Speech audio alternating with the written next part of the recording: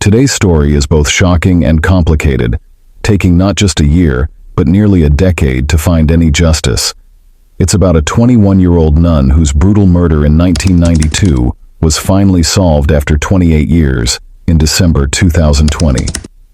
This is the story of Sister Abhaya. This story begins in the quiet town of Kottayam, Kerala, back in 1992.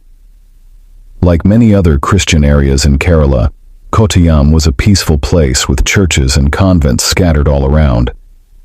These places of worship were an important part of life for the people living there.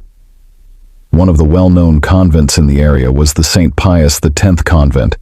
It had a hostel where many young women came to study and stay, many of whom were also nuns. Among these women was 21-year-old Sister Abhaya, a dedicated young woman who had come to the convent to serve God and help others. Sister Abhaya was studying at a pre-degree college, and like any student, she had exams coming up. Determined to do well, she decided to wake up early one morning to get some extra studying done. She set her alarm, went to bed, and woke up around 4 a.m. After greeting a few of her friends in the convent, she sat down to begin her studies. Around that time, she felt the need to take a short break. She left her books and went to the kitchen, possibly to drink some water or splash her face with cold water to stay awake. The next morning, when the other nuns woke up, they noticed something unusual. Sister Abhaya was missing.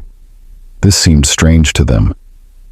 When they went to the kitchen, they found a water bottle with its cap open, water spilled on the floor, and one of Sister Abhaya's slippers lying there. But where was Sister Abhaya? No one knew. The search became more urgent, and soon, they found Sister Abhaya's other slipper near the convent's well. And when one of the nuns went near the well and looked inside, she was terrified to see Sister Abhaya's lifeless body. The fire department arrived, the police were called, and eventually, Sister Abhaya's body was pulled out of the well. The nuns and hostel residents were in complete shock. Just the night before, they had shared dinner with her, laughed, made plans for the future, and even got annoyed by her early morning alarm. Now, that same friend was being carried out lifeless from the well. The local police officer, V.V. Augustine, arrived as part of the usual process. After the body was recovered, he wrote a report, called a photographer to take pictures of the scene and the body, and then sent the body for an autopsy. During the autopsy, doctors noticed cuts and bruises, found a head injury, and listed the cause of death as drowning. Even though Sister Abhaya had a head injury, the cause of death was still marked as suicide, with the possibility of murder. At that time, many people found this explanation hard to believe. Why would Sister Abhaya set an alarm just to end her life?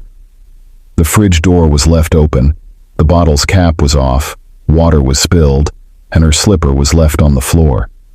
Everything seemed too hurried. The story didn't make sense to people. Many believed that this wasn't a suicide, but a murder. They also felt that someone was trying to cover up the truth, especially because the incident took place inside a convent. Sister Abhaya's death took place in a convent where hundreds of girls came to study, learn about religion, and live. Such a tragic event happening in a place like that was very unusual. This incident, along with the suspected cover-up, deeply unsettled the community. An activist named Joman Puthan Parakal formed a committee to seek justice. On April 16th, the case was handed over to the crime branch. After a few months of investigation, the crime branch released its report. The case was taken out of the local police's hands and given to the crime branch, who spent months investigating. In the end, they concluded that Sister Abhaya's death was a suicide. By then, Sister Abhaya had already been buried, and her clothes were destroyed, leaving very little medical evidence behind. However, the case had become a huge topic of discussion in Kerala. The media was full of stories, and people across the state were coming up with their own theories about what had really happened. The nuns were unhappy with how things were going. There was pressure from the media, from activists, and even from society itself. Naturally, the case was passed to a higher authority. The Central Bureau of Investigation, CBI, took over, and a fresh investigation began. the CBI started with a new approach, looking for fresh clues and talking to old witnesses again. Everything seemed to be moving smoothly, but then something very strange and shocking happened. A CBI officer, Varghese P. Thomas, held a press conference in 1994 and revealed something surprising. He said that he had been under pressure to declare the case as a suicide. Because of this, he chose to leave his job almost 9 years before he was supposed to retire. You can imagine the chaos that followed his statement. The case became a big news story again. People couldn't understand why it was getting so confusing. Where was this pressure coming from? Why was the case so difficult to solve? The CBI team continued to investigate for quite some time, even though they didn't have much medical proof. Later, they carried out several dummy tests. They made a doll the same size and weight as Sister Abhaya and threw it into the well in different ways. They carefully observed where the doll got injured and compared those injuries to the ones found on Sister Abhaya. However, even after these tests, no clear answers came up. So in 1996, 3 years after the investigation started, a report was submitted. It stated, "We believe this should be treated as a murder case. We tried everything possible to find out who might be responsible for this tragic event. But despite all our efforts, we couldn't get any solid results." 4 years after the incident, despite the efforts of the local police, the crime branch, and now the CBI, we still didn't know what really happened to Sister Abhaya. The earlier report was rejected, and a new CBI team was assigned. This new team carried out another investigation, and by 1999, 3 years later, they came to the conclusion that Sister Abhaya's death seemed like a murder. The main reason for this conclusion was the medical findings. This time, not just one doctor, but a group of 3 doctors looked at the body. They found several injuries that were not mentioned in the first post-mortem report. These injuries had been missed earlier. Now, let's go back to the day of the incident. Many nuns were at the convent and noticed more injuries on Sister Abhaya's body. V. Augustine, the officer I talked about earlier, had even called a photographer to the scene. The photographer closely examined Sister Abhaya's body and took pictures that showed extra marks of injuries not mentioned in the earlier report or post-mortem. When her body was taken out, many nuns were nearby, and they also saw these injuries. They noted several marks that hadn't been included in the original post-mortem report. After 7 years of investigation, it became clear that Sister Abhaya did not take her own life. It looked more like a murder, but who did it? The answer will surprise you even more. The CBI admitted, "We know it's a murder, but we still don't know who the killer is." Once again, the court refused to accept this report. Another team was formed, and in 2005, a new investigation was done. Again, it was stated that the killers could not be identified, and once more, the court did not accept this report. The activists outside, part of the action committee, were now angry. Many talks and conspiracy theories started popping up. Some media reports suggested that the first investigation was poorly handled. They claimed that Sister Abhaya was buried too quickly, her clothes were burned, and even her diary was destroyed. They felt the post-mortem was incomplete and suspected that powerful people were trying to cover this up. Various theories spread quickly across Kerala.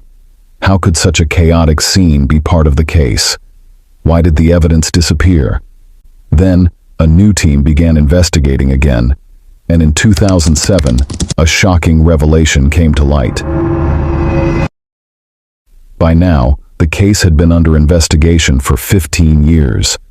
There were many witnesses, but some had turned against the case, and others had even died. Many suspects had been questioned, but no solid proof was found against anyone. Then, out of nowhere, a witness stepped forward, offering a key clue to the case. But who was this witness? The witness was none other than a thief, an ordinary, unknown thief from 1992. Could his testimony really be trusted? Surprisingly, not only was his statement taken seriously, but it also changed the entire direction of the case. If you watched till here, Please give a like to this video and do complete our 30,000 subscribers. Thank you. This man was Adakka Raju, who admitted that he had committed thefts around 1992. He used to steal from different places, sell the stolen items, and use the money to feed himself and his family. On March 27th, Adakka Raju went to St. Pius Convent with the plan to steal. His goal was to climb to the roof of the convent, where there were copper rods and wires meant to protect against lightning, take them, and sell them. He arrived in the dark of night to carry out his theft, but what he saw there was so unusual that it stayed in his mind for years. He noticed someone sneaking onto the campus in the dark, and the presence of that person was very strange. He saw a priest there, Father Thomas Kottayam. This raised a question. What was a priest doing in the girls' hostel at such a late hour?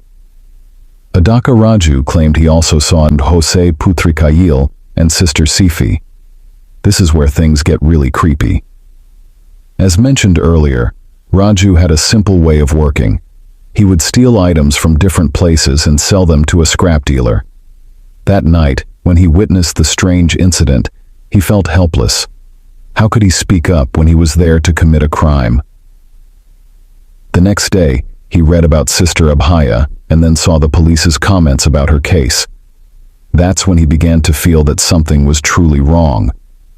He had gone to steal, and if he told anyone about that night, he would have to admit to his own crime. Adakka Raju did something surprising. He went to the police and told them what he saw that night. Imagine what happened next when they heard his story. The police listened to his account and then arrested him, accusing him of the murder. They created a simple theory. Adakka Raju entered the convent that night to steal. While he was stealing, he ran into a nun. When she screamed, he panicked, killed her, and tossed her body into the well before escaping. Simple. Adakka Raju was held for 58 days, during which he reportedly faced different kinds of torture. He said he was pressured to take the blame for the murder. He claimed he was offered bribes, money, a job, help for his children's schooling, and even a house, if he confessed to the crime.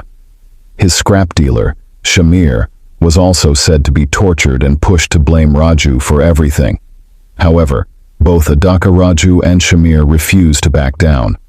When Raju wouldn't give in to the lure of money, they threatened him with several false charges. But what made him stand firm against this corrupt system? It was his honesty. Later, throughout this dirty game, Adakka Raju was the one who stood strong in his truth, the same petty thief from before, whom even the court admired. From this point, the case takes a new turn. The CBI now had two main suspects, Father Thomas Kottayam and Father Jose Putrikayil. In fact, a neighbor who lived near the convent claimed he had seen Father Thomas Kottayam's scooter parked there. On the night of March 26th, this neighbor went to a nearby shop for tea, and when he returned around midnight, he noticed the scooter outside the convent. At the time, he didn't think much of it. However, later he changed his story, saying, "I said that under pressure." He was one of many witnesses who turned against the case. But hold on. When Adakka Raju told the police about this, they already knew there were some suspects. Why didn't they investigate this further? Why didn't they look into Raju's account even a little bit? Or was someone telling them to set up Raju? Raju was being offered money. Who had enough money to back that? And the biggest question was, if Raju was telling the truth, what was Father Kottayam doing at the convent that night? A rumor started to spread that Father Kottayam had told a friend he and Sister Sifi from the convent were like a married couple. Even before this, many people had raised similar claims. Some of the nuns in the convent discussed it among themselves, and others outside shared their thoughts too. Finally, in 2008, based on Raju's statement, the CBI named Father Thomas Kottayam, Sister Sifi, and Father Jose Putrikayil as the main suspects in this murder case. After this, the defense lawyer for the accused tried to undermine witness Raju by painting him as a professional criminal in court. he brought up about 10 criminal cases against Raju, most of which had him as the accused. Raju did not deny his criminal past, which turned the lawyer's argument against him. Even though he admitted to his previous crimes, Raju stood firm in his testimony, determined to seek justice for Sister Abhaya's murder. Because of his statement, Father Thomas Couture, Sister Sephi, and Father Jose Putrikail were all sent to Bengaluru for narco tests. The doctor in charge of the tests was named Malini. The results of the tests were recorded on 3 CDs, which were then sent to the Kerala Judiciary Court and the Kerala High Court. However, it was later found that the CDs containing the narco test results had been tampered with. Dr. Malini was called to explain this issue, but she had been suspended some time earlier, leaving the narco test reports incomplete. Everyone present during the narco tests was questioned. However, everyone claimed that no one had tampered with the CDs. To find out the truth, the narco test CDs were sent to the Central for Development of Imaging Technology, CDIT. The CDIT analyzed the digital evidence and discovered that the first CD belonged to Father Thomas Couture. It contained a full recording of 32 minutes and 50 seconds that had been edited more than 30 times. The CD of Father Jose's test was 40 minutes and 55 seconds long and had been edited 19 times. The last CD was for Sister Sephi's narco test, which recorded 18 minutes and 42 seconds and had been edited 23 times. After the tampering incident, the Kerala High Court ordered the CBI to present the original CDs related to the narco tests in court within 10 days. But just a few days later, the original recordings of the narco tests for Father Thomas Couture, Sister Sephi, and Father Jose were shown on a local TV station in Kerala. How this broadcast happened and who aired it is still unknown, but the original narco test recordings revealed how Father Thomas Couture and Father Jose committed the murder. According to their narco test recordings, on the morning of March 27, 1992, Sister Abhaya woke up at 4 a.m. It was quite warm, so she went from her hostel room to the fridge to get some water. While she was drinking, she heard some noises coming from the kitchen. When Abhaya went to check, she found Father Couture, Father Jose, and Sister Sephi in a compromising situation. In that moment, before she could run away, they attacked Sister Abhaya with deadly intent. Sister Sephi grabbed an axe from the kitchen and hit her on the head, and the post-mortem report confirmed she had head injuries. After that, they dragged her to the well and threw her in to cover up their crime. After this CD was aired, the CBI started questioning all 3 of them in their office. However, in 2009, all 3 were released on bail. It was shocking that Father Jose was cleared of any wrongdoing in this case. From 2009 to 2019, many hearings took place, and in 2020, the Kerala High Court sentenced Father Thomas Couture and Sister Sephi to life in prison based on the narco test results and Raju the thief's testimony. The court also fined both of them 5 lakh rupees. Thus, after 28 years, thanks to a thief, one of India's longest-running murder mystery cases was finally solved. What do you think about this story? Please share your thoughts in the comments, and don't forget to subscribe. Thank you.